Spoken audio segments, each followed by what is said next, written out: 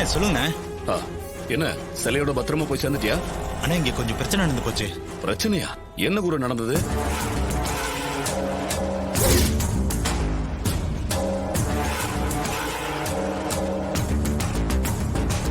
ஓ, அப்ப போலீஸ்ல மாட்டல, அது வரைக்கும் சந்தோஷம். அண்ணே நான் யாருக்கிட்டையும் மாட்ட மாட்டேன், கவலைப்படாதீங்க. நிறுத்தியா? நிறுத்துப்பா, நிறுத்த, வண்டி நிறுத்த.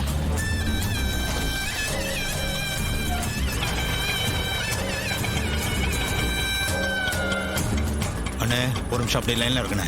இங்கே ஒரு செக் போஸ்ட் இருக்குண்ணே, நான் எப்படி தப்பிச்சு போறேன்னு மட்டும் பாருங்க. கிளம்பியா? வா வா, ஆட்டோ வா. நிறுத்துப்பா, நிறுத்தியா? யோ, நமக்கு தேவை ரெட் கலர் கார் தாயா. ஆட்டோலாம் செக் பண்ண அனுப்பிச்சுடு. போப்பா, போயா போயா, போங்க போங்க போ. அண்ணே போலீஸ் பேசுனதை கேட்டிருப்பீங்கன்னு நினைக்கிறேன். அண்ணே எந்த டென்ஷனும் வேணா, சிலையை சேஃபா கொண்டு போயிட்டு இருக்கேனே. சரி, உங்ககிட்ட நான் அப்புறமா பேசுறேன். சரிண்ணே. சித்தப்பா, அந்த குரு நீங்க சொன்ன மாதிரி கில்லாடிதான். செக் போஸ்ட்ல போலீஸை ஏமாத்திட்டு சிலையோட போயிட்டு இருக்கான். இனிமே அந்த டிரைவர் பையலுக்கு சிலை கிடைக்காது. சூப்பர் மவனே, எப்படியோ மவனே சிலை மேட்டர் நல்லபடியா முடிஞ்சது. இனிமே அந்த கும்பாபிஷேகமும் நடக்காது, அந்த கிளவியும் மண்ணுக்குள்ள மண்டை போட்டுருவா. சாமுண்டீஸ்வரிய ஊரை விட்டு தள்ளி வச்சிருவாங்க. எல்லாமே நமக்கு சாதகமா நடக்குது மவனே, ரொம்ப சந்தோஷமா இருக்கு.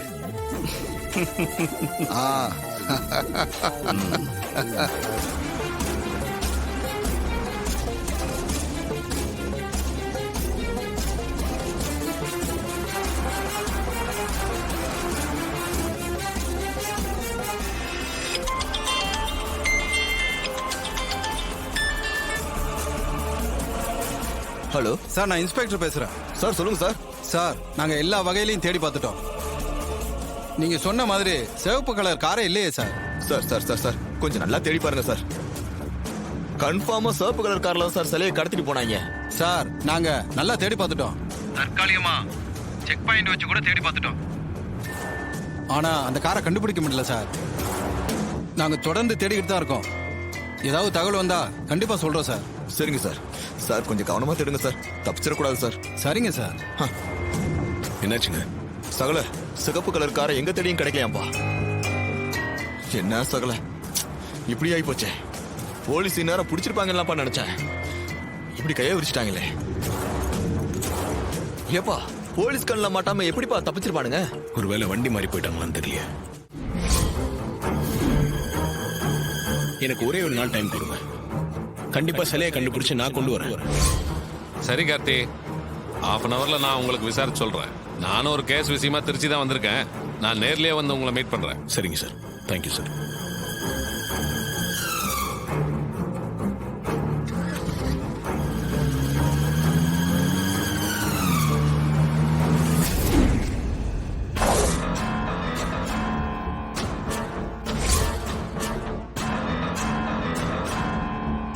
இந்த பேங்கிள்ஸ் எங்க அம்மா ஓடுதுதான்.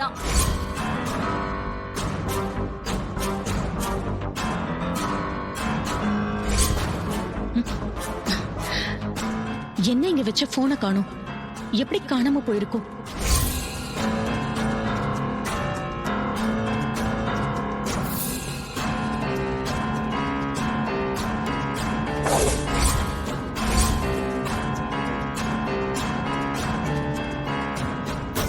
என்னக்கா ஏதோ யோசனையா இருக்க? என்ன விஷயம்? வர வர நம்ம வீட்ல என்ன நடக்குதுன்னே எனக்கு புரியலடி. நீ எதக்கா சொல்ற? கொஞ்ச நாளைக்கு முன்ன என் வளையல் அந்த நவீன் காணாம போன இடத்துல கடந்துச்சு. அப்புறம் என் ரூம்ல இருந்த செல்போன் திடீர்னு காணாம போயிடுச்சு. இப்போ நம்ம வீட்டுக்கு பின்னால ஏதோ மாந்திரீகம் செஞ்ச மாதிரி எலுமிச்சம்பழம், தகடு, வெட்டி போட்ட காசுன்னு கிடக்கு. இதெல்லாம் எப்படி வந்துச்சுன்னு ஒரே குழப்பமா இருக்குடி. ஏங்கா, என்ன ஏதாவது சந்தேகப்படுறியா? நீ ஏண்டி அப்படி நினைக்கிற? இல்ல, நான் தான் ஒரு ரூமுக்கு அடிக்கடி வரவ, அதனாலதான் கேட்டேன். சச்சா, நான் ஏன் உன்னை அப்படி சந்தேகப்பட போறேன்?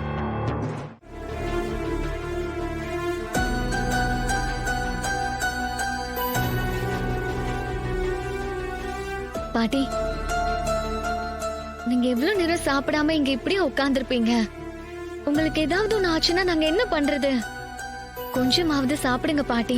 ப்ளீஸ் சொல்றத கொஞ்சம் கேளுங்க பாட்டி. இல்லடா கண்ணு, நான் சாப்பிட மாட்டேன்.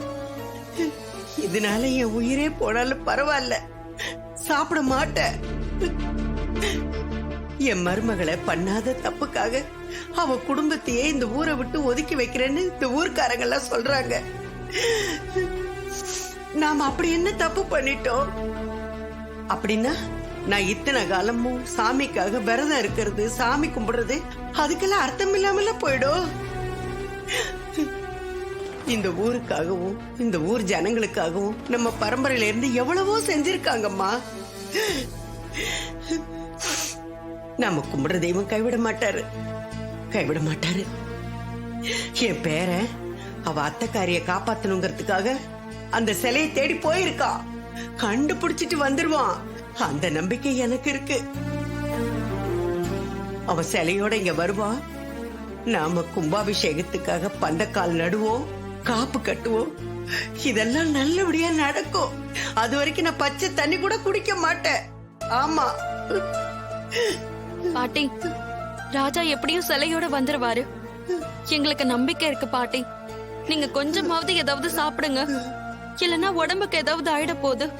இல்ல கண்ணு, இந்த ஆத்தாக்காரி என் கோரிக்கையை நிறைவேற்றுற வரைக்கும் நான் பச்சை தண்ணி கூட குடிக்க மாட்டேன். எனக்கு எதுவும் ஆகாது கண்ணு, நீங்க கவலைப்படாதீங்க. எனக்கு எதுவும் ஆகாது. எப்படியும் என் பேர சிலையோட வருவா. முருகா.